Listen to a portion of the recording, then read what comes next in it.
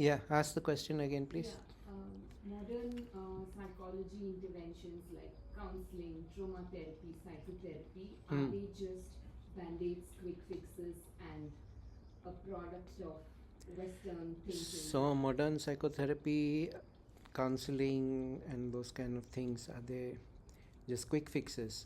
Where are the quick fixes? First of all, they are never quick.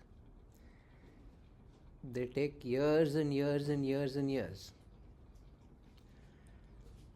The whole point is you keep coming back to the therapist and you keep paying them money, and then after 10, 12, 20 years they say that you're dealt with.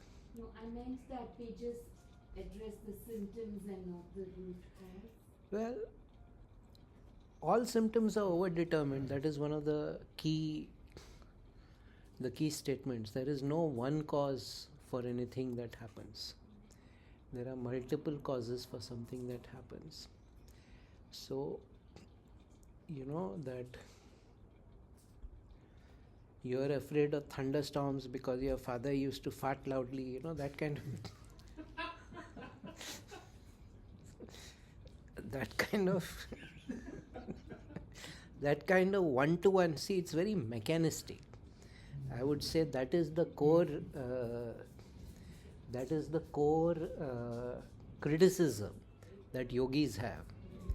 It's not like they don't work, but one thing, they take too much time. And somebody like Anthony Robbins, he agreed to participate in a study recently where people who were stuck in certain behaviors and these traditional methodologies were getting only 15-10% changes in the person.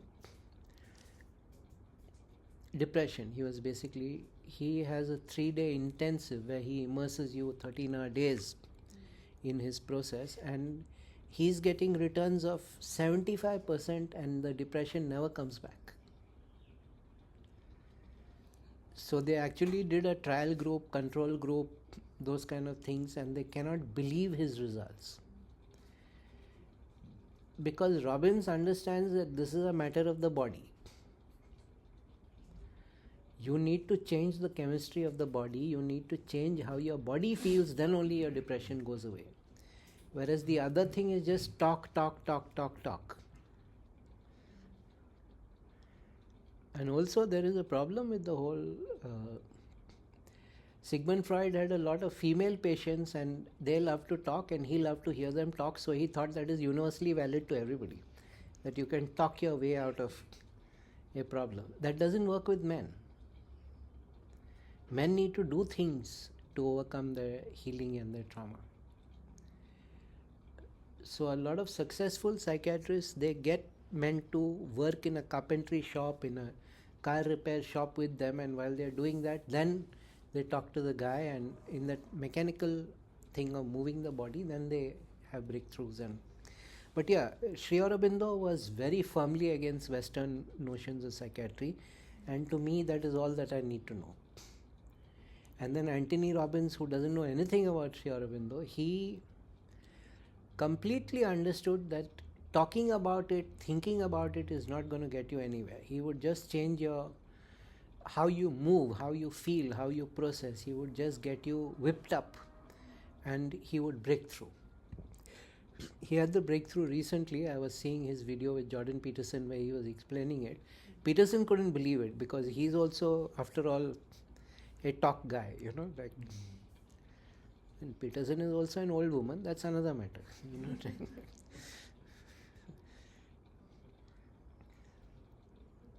So, most depression can be cured if the person runs 3 kilometers a day or lifts weights for 20 minutes.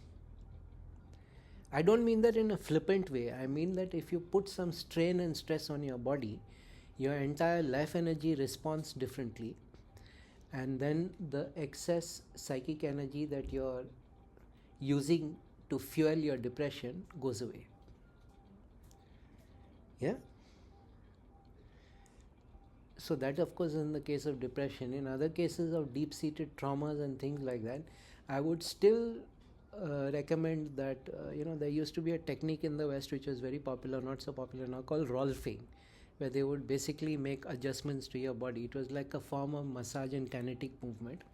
And again, people who were stuck for decades in things, it would release. So I would always recommend, those who are interested can read what Sri Aurobindo has said about it, why he would not allow his disciples to go to the talking cure, as it was called in his time. He's like, no, you don't understand, it's just another mental formulation. You're creating one more mental formulation, and you're creating I would say that if you are trying to solve your psychological or your mental or your whatever problems from an inner imperative, you are trying to push your way through them, your chances of succeeding are less than if you have some external larger svadhama entelechy that is pulling you.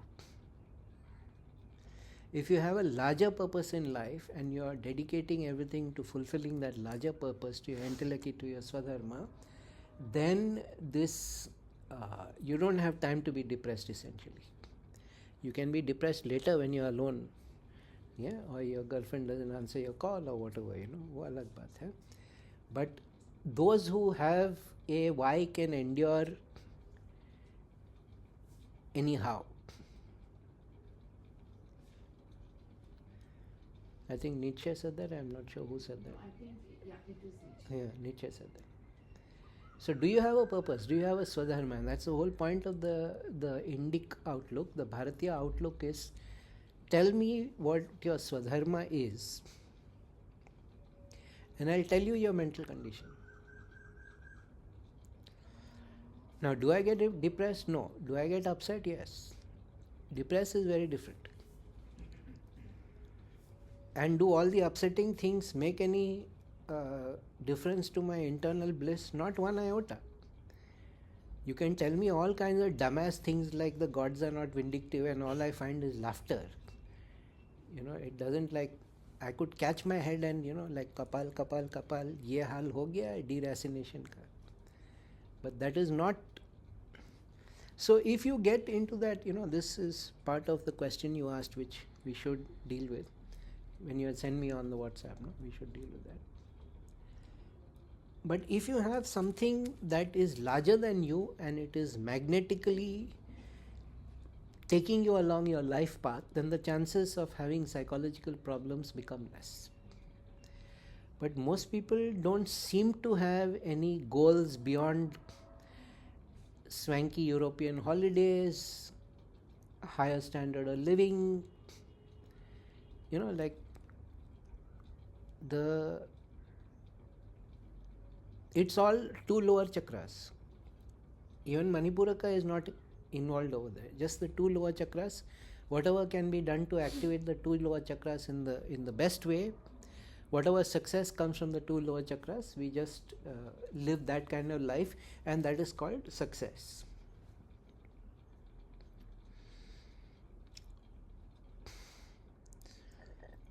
So that kind of asuric life is unfortunately the norm for success today.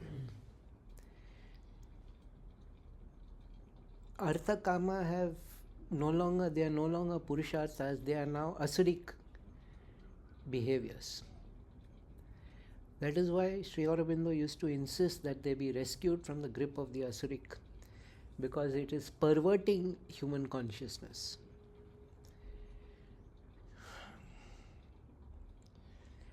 It's not like they don't have breakthroughs, but the whole science of psychology is a misnomer. It's an art. And if there are great therapists, he's an artist and he works with every patient like an artist would work, and he could get somewhere. But they try to make it into a reductive science, and they try to teach people these are the basic principles and you apply one size fits all. Therefore, it does not work. And then marijuana is freely available. Most people deal with their trauma through weed or deeper forms of drug addiction. Why is there so much of drug addiction? Because the drug actually works for a while, unlike the therapist or the whatever it is, So people get addicted to that sort of, and that is all because of the purposeless life.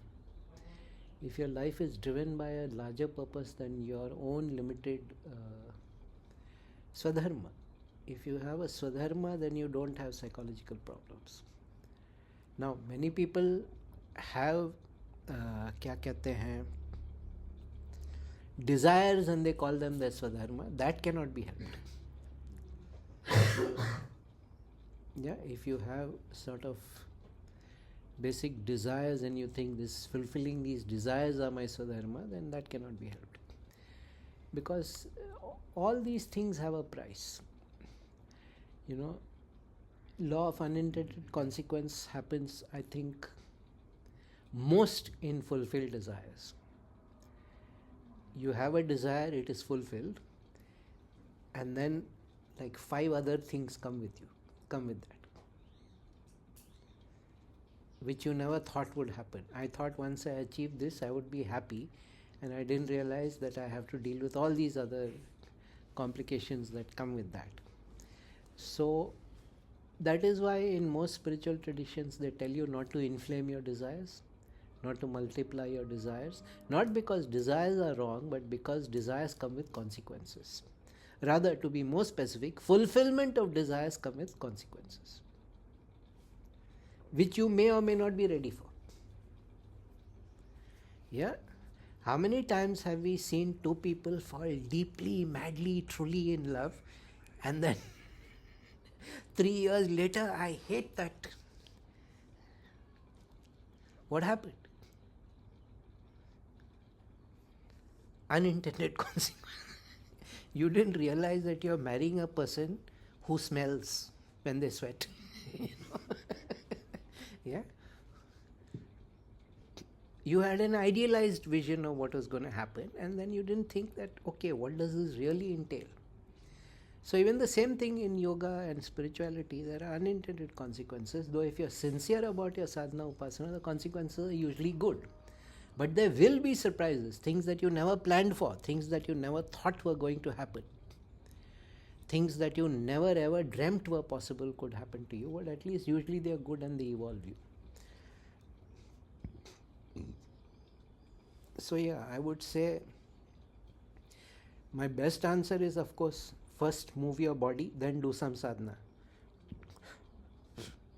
Yeah, I mean, these are the 2 things. साधना भी laziness का excuse बना देते हैं. वो अलग बात है. Move your bomb and eat healthy, lose some weight, lift weights. Yeah, paradox है ना, you have to lose weight, you have to lift weight. Yeah. Strength training people are never depressed. Have you noticed that? Yeah, because their only worry is, oh God, my arm is paining. Yeah, oh damn, my leg is. Yeah, people in strength training are never depressed. So there is a lesson there, and that is exactly the lesson that Anthony Robbins is doing in his workshops and getting these results which the so-called experts, the educated people, cannot believe that why is he getting such results. But the body also has a consciousness which is very deep, and people have forgotten that. There is a consciousness in your body which you need to awaken.